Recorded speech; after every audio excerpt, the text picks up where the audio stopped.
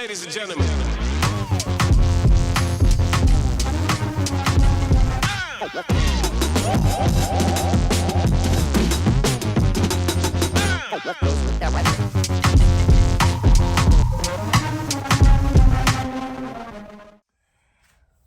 Welcome to Dion on Purpose. This is the first episode. I tried this 2 years ago. Unfortunately, I gave it up primarily because of my day job. I'm still a law enforcement officer by day.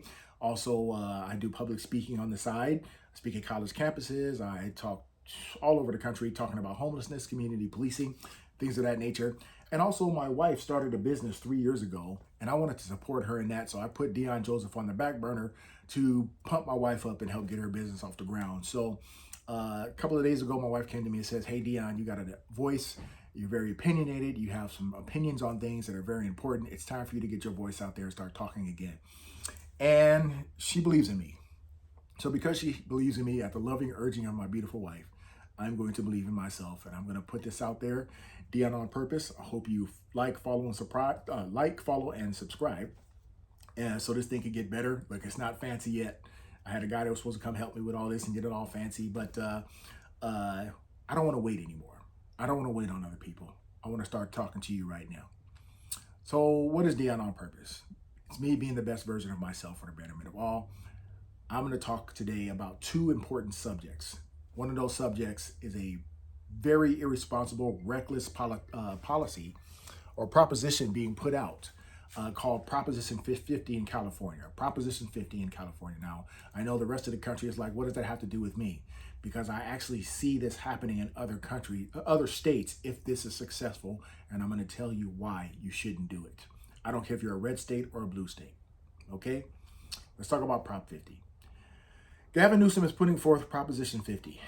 And what they're doing is they're exploiting the gerrymandering that's happening in Texas right now and people's hate and loathing of the president, right? He's exploiting those two things to try to get you to vote against your best interest and take away your vote and give all your power to politicians.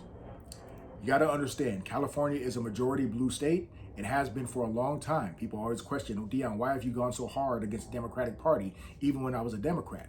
Well, it's simple. I don't have a Republican to blame for the rolling dumpster fire in a dry forest that California has become. I don't have Republicans to blame for that. Can you name me one Republican responsible for high crime, horrible public safety? Can you name me one Republican that's responsible for high mortgage rates, overregulation? Can you name me a Republican to blame for that? Homelessness. You can't name a Republican. I don't have Republicans to blame, and that's the number one reason why I may have come off as being too hard on the Democratic Party. Also because the Democratic Party is not the party I used to know. The party I used to know and love were Kennedy Democrats. I come from a family of Kennedy Democrats who were socially conscious, but they were also socially responsible. We don't have those politicians anymore. Now it seems like we have a dangerous breed of Democrats coming into power that's destroying everything it touches. Maybe with the best of intentions, maybe not. But if we give them more power, how will we save this state? When you vote for Proposition 50, here's what you do. You erase the elected officials, the last few elected officials we have left in this state, who have common sense and rationale and who are responsible.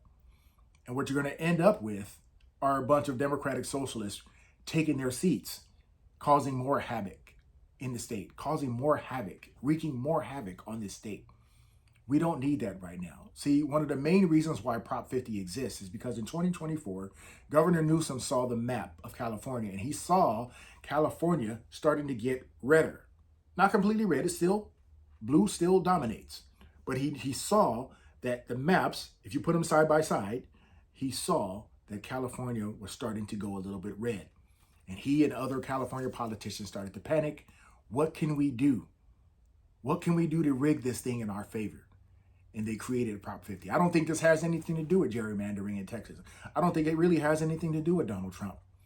But they're going to manipulate you and emotionally hijack you into shooting yourselves in the foot where you lose all power. You know what's going to happen with that? There's going to be a bunch of backroom deals. Now that you went from a supermajority to complete dominance, there are going to be more backroom deals that you're not going to know about. that you're not going to have a say-so. You are completely giving your power to a beyond supermajority, a dominant nation state of blue. And when things go wrong, it is that much more of a battle to fix it. That much more of a battle to fix it. I'm begging you, if you haven't voted yet, and I hope I'm not too late, please hear me. Listen, I don't want to be right about these things. I didn't want to be right about Prop 47, but I was right. Prop 47 was a disaster for public safety and property crimes. I didn't want to be right about Prop 57. I don't want to be right, but I was right. And it created violent crime. It did nothing but foster violent crime. Nothing but foster violent crime. I didn't want to be right about cashless bail, but I was right. You want to know what California is going to look like if Prop 50 passes? California voted to get rid of cashless bail. To my surprise, as left as California was, they said, we're left, but we ain't crazy. We need to keep bail. You voted for it. And what did the California Democrats do? They ignored you, swept your vote and your voice under the rug, and they continued with cashless bail as if your vote didn't even matter. You mean to tell me that you're going to vote yes on Prop 50 for more of that? And they're lying to you guys. They're telling you it's going to be temporary. Oh, it's only temporary until we defeat Trump or until we defeat Texas or whoever they're battling against. Name one proposition in California that went through that was temporary. It stayed around for years until voters finally woke up and said, enough's enough. It will not be temporary. It'll be permanent because these new elected officials, after these maps get drawn, they're going to love the power and they're never going to want to give it up. Never going to want to give it up. So guys, I'm begging you. I'm sorry for coming off like a jerk to Democrats, but they are not the Democrats that I knew and loved growing up. They're different now. And until they get their heads on straight, we can't fall for politics. They even got Obama making commercials about California business. President Obama, with respect and love, you need to mind your Chicago business, please.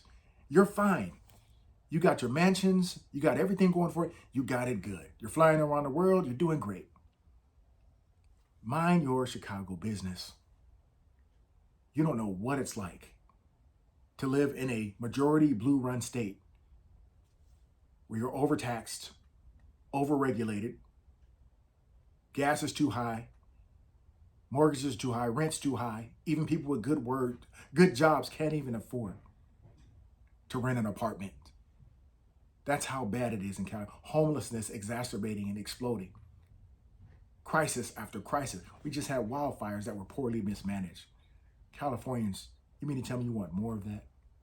So please, out of love, not anger. And I know California's probably going to California anyway. You did with 47 and 57. I get it, but it'd be irresponsible of me not to speak up. Please don't vote for this thing. Give California the little bit of a chance it has, and don't fall for this nonsense. All right, so that's my rant on Prop 50. We're going to take a quick break and get back to the next segment. We're going to talk about why it's difficult to get African Americans to sign up for law enforcement.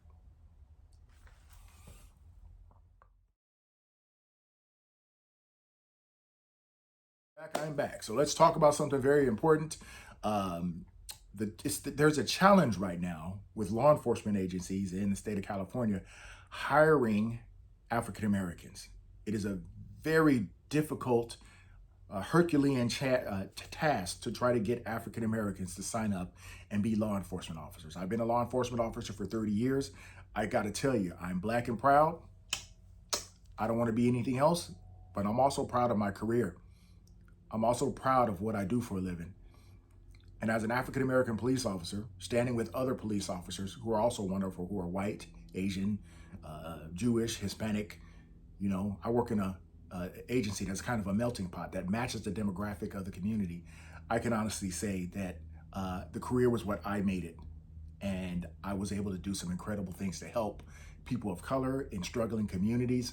I was able to do that. And I want another young African-American male or female listening to the sound of my voice right now to hear me out and sign up and be a part of the change you want to see.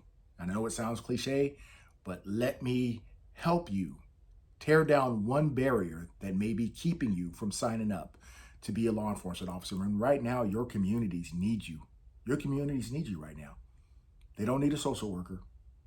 They need a cop. They don't need another community activist. They got enough of those getting their 15 minutes of fame and making things worse for your community. What they need is you actually walking the beat, being present and deterring crime. When I talk to many of my young African-American brothers and sisters, they say, I can't be a police officer because, I'm afraid of how I'll be looked at by my family, or, I won't be invited to the cookout. These are the things that I hear. And one of the big things I hear is, well, I can't be a part of something that was founded on slave patrols.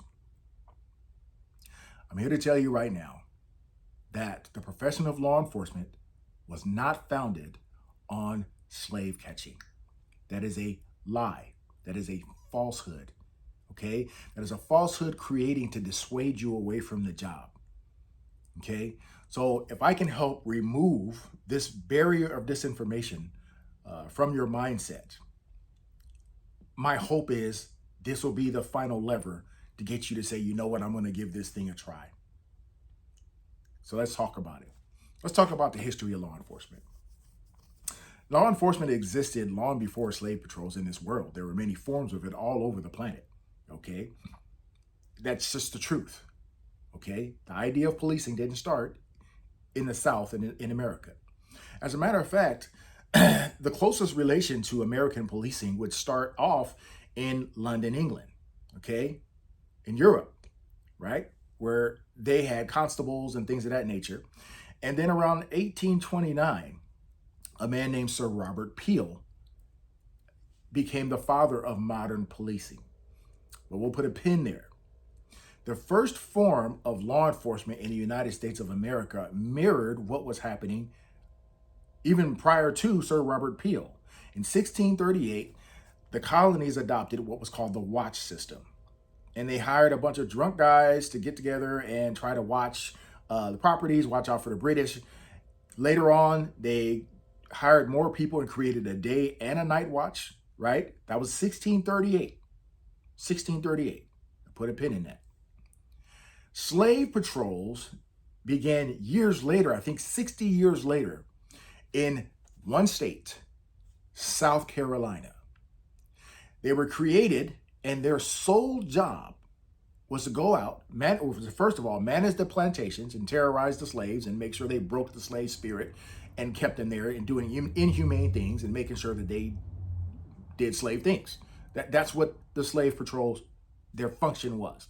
Manage the slave plantations and treat people in the cruelest, most undignified, inhumane ways possible, right? To keep them subservient, all right? To keep them in fear, to keep them from wanting to run away. But guess what? Some slaves decide, you know what? This ain't for me. And they ran away. So they created slave patrols to go out and capture those slaves and bring them back. And of course, they would torture, they would maim them to teach the other slaves a lesson that if you leave, this is what's going to happen to them. They would do just the most cruel, inhumane things to these people just because they wanted to be free from the weight of a tangible, palpable, evil oppression that was going on back then. That's a true story. Okay? But they didn't investigate crimes. Slave patrollers didn't stop rapes. They didn't stop burglaries. They didn't do any of that stuff. They had one purpose and one purpose only: to manage plantations, go out and capture slaves. And yes, they were able to cross state lines and capture slaves in the South. They were able to do that. But they had nothing to do with policing. That's 1704 in South Carolina. And of course, it did spread in the South. It did. Okay? But that slave catching, see what happens is, well, I'll get to that in a second. So if we go back to 1638, as time went on, the colonies began to adopt a more modernized form of policing that was created by Sir Robert Peel in 1829. So the colonies actually built actual professional police forces, right? And as America spreaded west, passing through the South, from the north to the South, it passed through west. The first form of law enforcement in the Midwest and the West was the U.S. Marshals around the 1840s or 1850s and the Sheriff Department. Okay, that was the first form of law enforcement as America spreaded west. Okay, as it got to California, my agency, which I can't mention here, was started in 1869, and other agencies as well were started around that time. I need you to ask yourself a question. Were there any slaves in California at that time? Have there ever been slaves in California? Were there ever slaves in Utah, Arizona, Montana? Were there ever slaves there? No, absolutely not. These states, as the policing moved west and the country expanded west, adopted the same principles from the colonies as they professionalized and modernized. As it traveled, it did not go through, adapt, or evolve from slave patrols. It went through it. Because as it went through, of course, the South, they created police forces too, but they weren't slave patrols. They weren't slave patrols. They were actual police forces. Now, it's not to say that when slavery ended, that slave patrollers didn't go out and end up becoming police officers. But guess what? They also became firefighters. They became politicians. They became doctors. They became lawyers. And of course, they enacted unconstitutional Jim Crow laws in the South. They did that. That's a fact. That's a fact. But that was America back then. That was America. And the one thing about America, just like policing, okay, post-slavery, it evolves. Yes, police forces went from being almost departments 100% filled with white guys, right? Now, if you go to some big city police departments, you're going to see blacks, you're going to see Latinos, you're going to see Hispanics, you're going to see gay people, you're going to see trans, you're going to see everybody. I challenge you to go to a roll call in any police station across the country, in any big city. Go to a Chicago roll call. Go to a roll call in a LA department.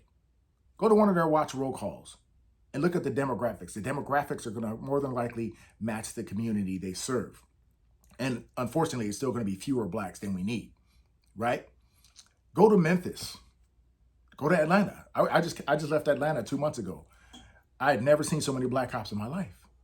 It was a beautiful sight to see, right? I call them black and brave. Someone who's able to step beyond the fear and the stereotyping and say, you know what? I don't care what people think. This is the job I want to do. I want to help serve my community in this way. Okay? But the truth of the matter is, America evolved. Jim Crow laws are dead. And policing never got its foundation. Slavery was never foundational in policing. See, I'm going to tell you what happens to a lot of you. See, we're some of the most intelligent people in the world today, but we're the most intellectually diligent. We're not intellectually diligent. I'm talking about all people, not just African Americans. So what happens is we have some college professor who hates cops, who will put a picture of a slave patrol badge and name the department badge, and they'll put it up here and they'll flash it back and forth until a young, impressionable mind doesn't even know the difference anymore. Or they'll emotionally hijack you. And once somebody emotionally hijacks you, it takes away your ability to reason and critically think, because now you're emotional. So they'll put a picture of a slave, a heartbreaking picture of a slave being brought over here in chains with scars on his body, cuffed up, hands cuffed up. And then they'll put a picture next to it of a young male black standing on a street corner in Chicago with his hands handcuffed behind his back. And they'll say, see, there's no difference. Slave patrol, patrol. They do the same thing. They chain black people. And this is what they do to you to keep you from joining the police forces across this country. But it's a lie. It is a blatant lie. Let me tell you something. The slave who was in chains in the first photo, he didn't have a choice. He was sold out by his countrymen, taken from his continent, brought here and treated like an animal. He had no choice. She had no choice. The person in the second video or picture, the teacher fails to tell you he had a choice. He chose to commit crimes. He chose to sell drugs. He chose to shoot somebody. And that's why he's in handcuffed. And I want to make it very, very clear to you, I'm not here to beat down black people. I don't. I love being black. I'm not here to do that. Let me just put it out there for the record, right? The vast majority of African Americans in this country are hardworking, decent, law-abiding individuals. That is a fact. But I cannot ignore that there's a negative exception of our community that's doing a whole lot of damage. And that's where I disagreed with Charlie Kirk. And rest in peace to Charlie Kirk, and I don't think he was being mean-spirited, but he overgeneralized somebody. 13% of the population is responsible for 50% of... Okay, that was too general. The truth is, out of 13% of the U.S. population, African-American community, 40 million people, there is a small negative exception that has overly embraced the criminal lifestyle over the years. For whatever reason, you can name the reason. I have my own understanding of it based on my walk as a black man and a cop, having a front row seat in both capacities. I have my beliefs as to why it's happening. But for whatever reason, there's a negative exception of our community, not just doing damage to our own community at high levels, but across the board, that they do have to be stopped. And we may have to talk about that in another episode.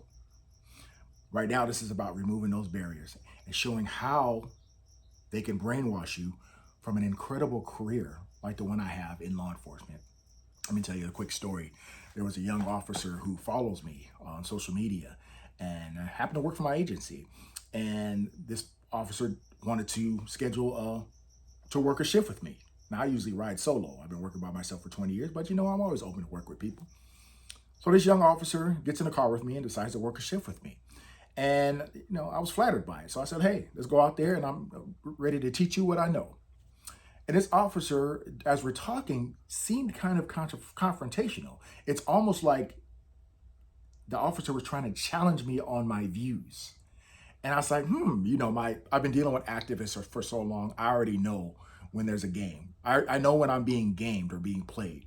So I kind of was like, okay, listen, young officer, you seem to have a lot of negative things to say about law enforcement. Why are you a law enforcement officer? Well, it's something I always wanted to do, but I almost didn't do it. I go, why? And the officer says, well, my professor said, and there it was. I knew what I was dealing with. I was dealing with somebody who was a good person who was emotionally hijacked and almost indoctrinated away from being a law enforcement officer. So now I'm not afraid of a challenge. I challenged him back. I said, okay, so tell me what your professor said. Well, I had to do a thesis on 150 of the most egregious acts of law enforcement in American history.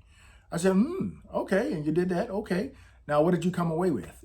And this officer said that we are an organization that's systemically racist and we're part of white supremacy. And I just couldn't believe this was coming from the mouth of a police officer. I was like, wow, really, you said that? So I said to the young officer, I said, listen here. I said, what if you were going to become a doctor and your college professor told you to do a thesis on 150 of the most egregious acts of doctors in the medical profession? Malfeasance, negligence, accidents. How would you feel about doctors? And the officer looked at me and says, well, probably not good. I said, listen, you were not educated. You were indoctrinated. And as we continued our shift, this officer saw the relationship I had with the community, saw the love that I got from the community, how much I loved the community, how much I cared. And I hope that I was able to change this young officer's mind away from because you have young officers, literally young men and women who go to college. They go to college, criminal justice, because they want to become law enforcement officers. And they literally have some college professor putting a picture of a slave patrol badge next to a police badge, a modern police badge, and saying, this is the same thing. And they repeat it over and over again until they believe it. Sound familiar? And I'm not calling these people Hitler, but it is the same tactic that Hitler and his lackeys use. Tell a lie, keep it simple, and repeat it over and over again until people believe it. And that's why so many young people who literally go to college for a career in criminal justice are swayed away from law enforcement. Many qualified young men and women. When I'm here to tell you that this is a wonderful career. The vast majority of 800,000 men and women that wear a badge are decent, hardworking, blue-collar men and women. Are we perfect? No. Is there a negative exception within our ranks? Absolutely. And I know that for a fact, I can't mention it, but my agency, I know for a fact that many agencies are doing everything they can to root out the negative exception that's among their midst. I know this for a fact. But of course, it doesn't make the paper, so it doesn't exist, right? That's also on purpose as well. But at the end of the day, the job is what you make it. I remember what my uncle said when I had the same concerns, because I hated cops before I became a cop. Couldn't stand them because I bought into the same propaganda then that is happening now. Now it's just on speed and meth because you have social media and so many activist groups and so many people with a vested interest in trying to remove public safety, traditional forms of public safety that are actually effective. There are people with a vested interest. So it's on 10. But back when I was a young man before I applied for the police department, I didn't want to be a police officer. Then an uncle of mine who was on the force and another friend who wasn't said, hey, this department over here is hiring. And I was like, that department? Oh, hell no. That department was just on TV. We had a whole riot, right? And finally, my uncle says, come talk to me. So I went down to his station and we had a conversation. And I brought all these things up to him, the same questions that young officer raised to me. And he says, Dion, the job is what you make it. If you get on this job, Dion, you get handed a badge and a gun, you become a brute. It means you were a brute before you became a police officer. If you get on this job and you become corrupt and you are planting dope on people and you're fudging reports, if you're doing those things, it's because you were a corrupt human being before you became a cop. And man, that made so much sense. That's the Joseph way. The Joseph way is to be accountable, to be decent. And he says, Dion, the job is what you make it. And when he said that, I said, okay, I'm going to give this a chance. And the only difference between me and other brothers and sisters out there, if you listen to me, the only difference between me and you, like I said, I didn't shed my skin when I joined the police department. I didn't stop being beautifully black. I didn't stop being conscious about the things that we struggle with. I didn't. The only difference between you and me is that I saw the other side. And when I got on the other side and got into law enforcement, I saw that 99% of the police officers I work with, whether they're white, black, Hispanic, gay, straight, I don't care who they are decent human beings, hardworking, blue-collar human beings doing a tough job. Are we perfect? Absolutely not. But at the end of the day, the job is what you make it. If you don't believe me, this is not a braggamony, but Google Officer Dion Joseph. Google me. YouTube me. And you'll see. And guess what? That agency supported me for the most part in doing what I did. They never told me to stop helping black people. They never told me to stop reaching out to the black community. They encouraged it. They encouraged me to continue doing what I was doing. That was my mission, was to reach out to communities of colors and create environments conducive to change so that the great programs there could have more influence over the community than the criminal element that was selling drugs to them, abusing them, exploiting them, harassing them. You want to be a real hero? You need to be black and brave. What's the definition of a hero, guys? Or what's the meaning of a hero? Here's the meaning to me.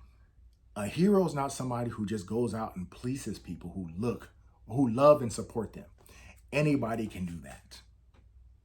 A real hero is someone who can police and serve and protect those who hate, loathe, and fear them. And I relish in that challenge. I love that challenge. That's the definition of a hero. And if you think you can handle that, I urge you to sign up. I urge you to sign up. Help your community. Help your local law enforcement agency. Help them be better. If you think that there's a problem, come in there and be a part of the change. Because like my dad said, if you see a problem and you sit there and you don't do anything about it, it just becomes an excuse. It's a great career, guys. We're waiting on you. I want to partner with you. So that's it. That's my soapbox on those two issues.